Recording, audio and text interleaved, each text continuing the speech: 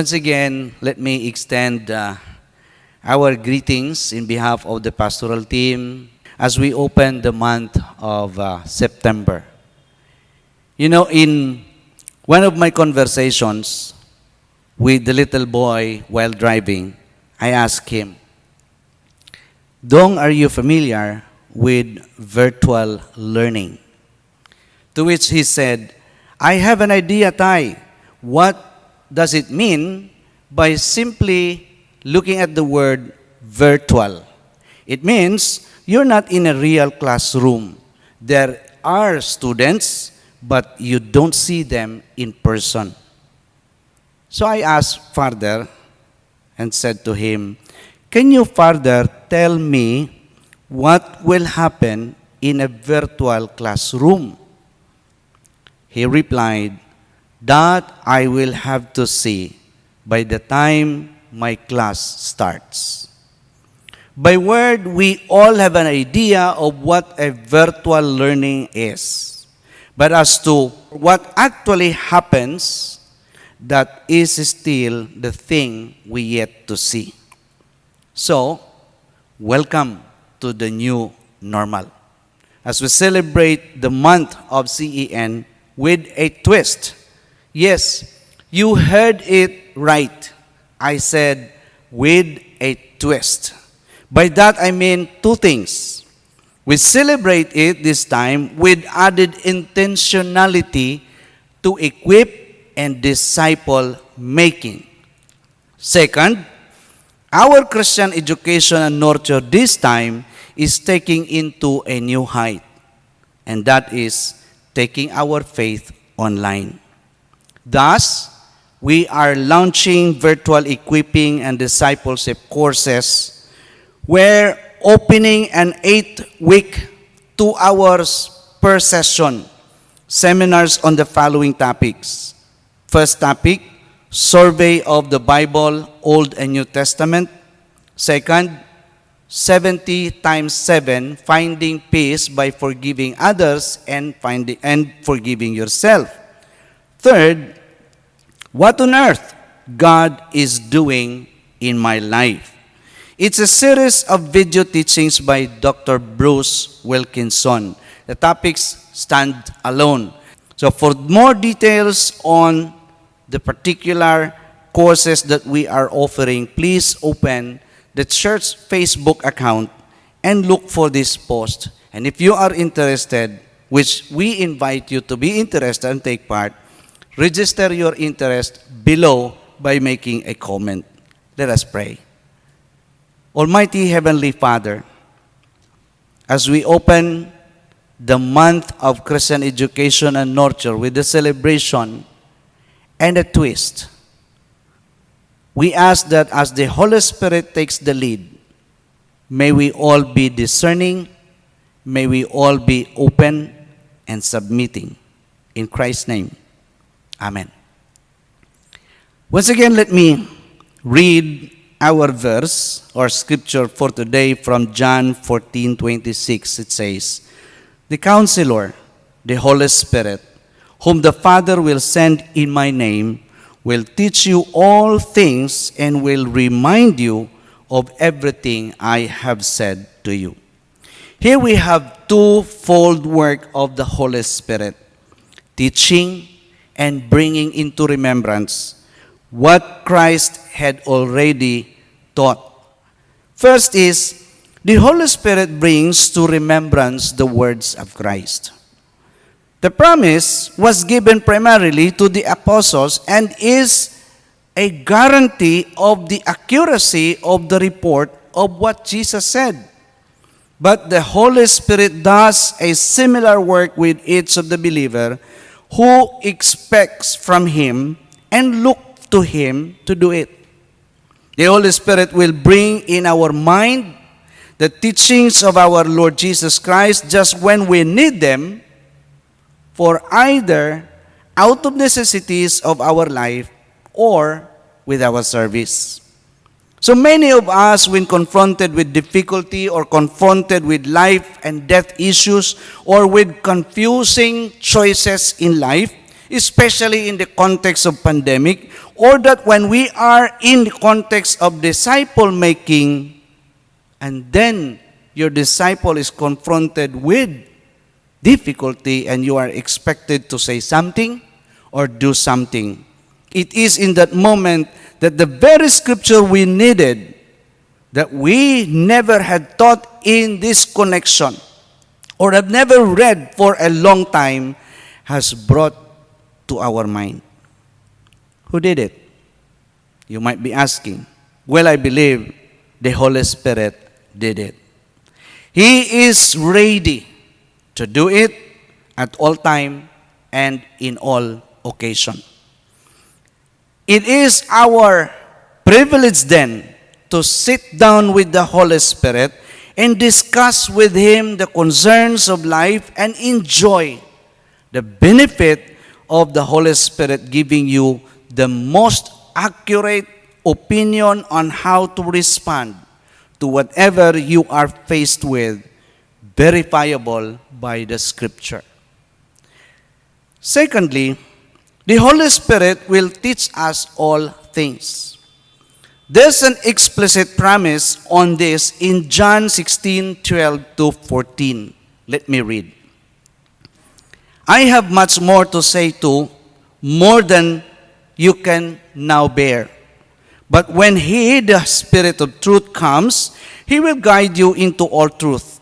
He will not speak on His own. He will speak only what He hears, and He will tell you what is yet to come. He will bring glory to me by taking from what is mine and making it known to you. You know what? This particular promise was primarily given also to the apostles at the time. But the apostles applied it to all believers. And you can read about it in 1 John chapter 2 verse 20 and in 1 John chapter 2 verse 27. In verse 27, let me read, as for you, the anointing that you receive from Him abides in you. And so you do not need anyone to teach you. But as the anointing teaches you about all things, and is true, and is not a lie, just as it has taught you, abide in Him. This means that the one who would be experts in life is a person who would be ready and willing to listen and submit to the directions of the Holy Spirit.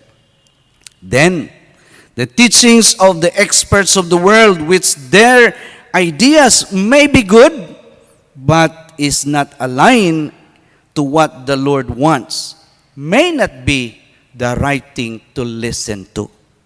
So as we learn from other people, we are not dependent upon them. Yes, I'm saying we can learn, we can listen, they can be a reference, but we are not dependent upon them. We have a divine teacher, and that is the person of the Holy Spirit. You know, we shall never truly know the truth until we are taught directly by the Holy Spirit about the truth. Our divine teacher is the ultimate Christian education and nurture director, and I mean the Holy Spirit Himself. So as we celebrate CEN month this year, with a twist, let us bear in mind that it is the Holy Spirit who is our divine teacher, who brings into our remembrance all the teachings of Jesus Christ our Lord. No amount of human teachings, no matter who our teachers may be or their titles in their expertise, will ever give us a correct and full apprehension of truth. Each one of us must be taught directly by the Holy Spirit.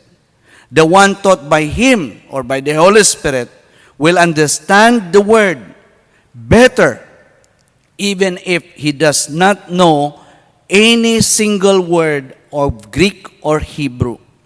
The Holy Spirit will guide the one he is teaching beyond cognitive learning of the scriptures, which is what usually many believers have experienced nowadays.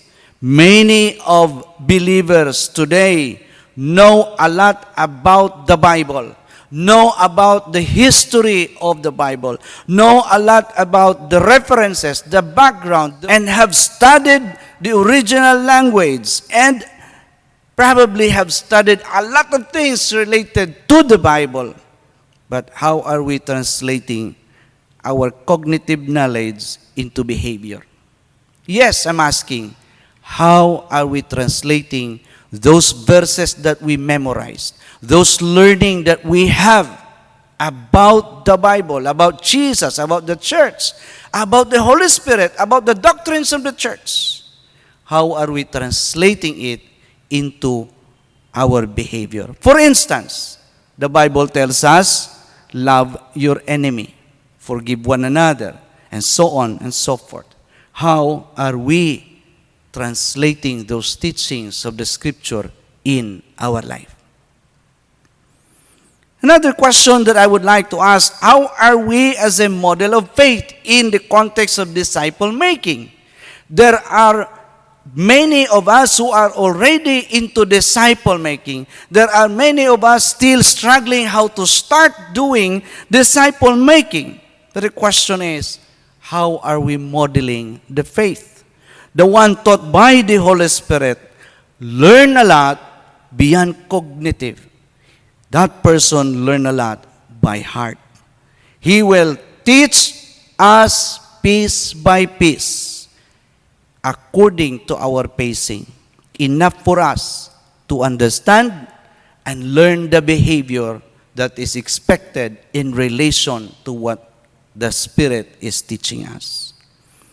There's at least two important things in John 16:13 to 14. Let me read that particular verse, 13b. He will tell you what is yet to come. There are many who say, we can never know exactly about the future. Kinsa may nahibalo ni ana. We, or what we have, are all theories, speculations, assumptions of things to come. And it is true that we can never know about the future. There are something, I believe, which belongs only to God. Secret things that belongs only to the future. For instance, we cannot know the exact date and time of the Lord's return. What we have are prophecies in the Scripture that tells us somehow when and how to prepare in relation to His return. But as to the exact date and time and place, that is yet still to be revealed. But there are also other things that I'd like to believe and tell you that the Lord will reveal to us through the Holy Spirit. The verse said, He, referring to the Holy Spirit, will tell you what is yet to come in relation to shaping, forming our behavior towards the design of God for you and me. Second thing, He will bring glory to me, and that is Christ, by taking from what is mine and making it known to you. Verse 14.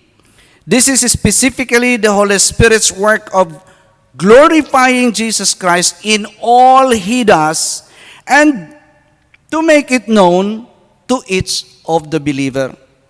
His whole teachings centers on Jesus, and He always brings us and points us to Jesus Christ. That's basically the work of the Holy Spirit, to point us always to Jesus. So we will be able to glorify, able to submit, and therefore lead our life towards the direction Christ wants us to be. So He lives in us to empower us to teach us to submit to what God desires for us to do.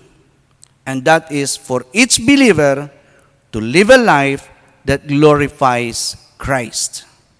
You're probably asking, what then the things that glorify Christ? The Bible tells us in Galatians 5:16, live by the Spirit, I say, and do not gratify the desires of the flesh. Because the desires of the flesh is always in opposition to the desires of the Spirit.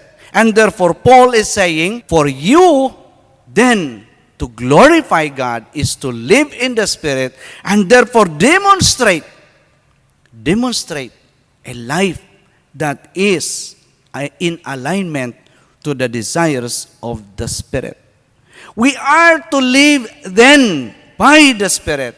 And in this case, if the Holy Spirit is our divine teacher, the nurturer, the disciple maker, there is no chance for each believer not to know what Christ and what He requires each of us to do. Because definitely the Holy Spirit will tell you. So, therefore, in relation to this, you are therefore expected to ask for the discernment of the Holy Spirit and let the Spirit reveal to you what He wants you to do for you to break through so you can leading towards bearing the fruit of the Spirit. Paul further tells us that for what the flesh desires is always opposed to the Spirit. That if we do not submit to the directives of the divine teacher, the Holy Spirit, you are being warned seriously by this verse. If you continue to demonstrate a life that is described in Galatians chapter 5 verses 19 to 21, I don't have to read it for you. The Bible simply said, those who do such things will not inherit the kingdom of God. It's a serious warning for those who continue to live a life according to the desires of the flesh. Then what is the option, Pastor? Na ba tayo option? Yes. We are told in the succeeding verses that the believer must bear fruit. This fruit is not out of our effort. This is not out of your doing. Take note, this is the fruit of the Holy Spirit. The fruit of the Spirit, according to Paul, he said, is love, joy, peace, patience, kindness, generosity, faithfulness, gentleness, self-control. Towards the end, he said, there is no law against such things. Verse 25, Paul ended his challenge to the believer of his time. And I'd like to end with such word. If we live by the Spirit, let us also be guided by the Spirit. Then you and I, the whole community of believers, will be bearing the fruit of the Spirit. And that is love. Loving God and loving our neighbor as ourselves. In Christ's name, amen.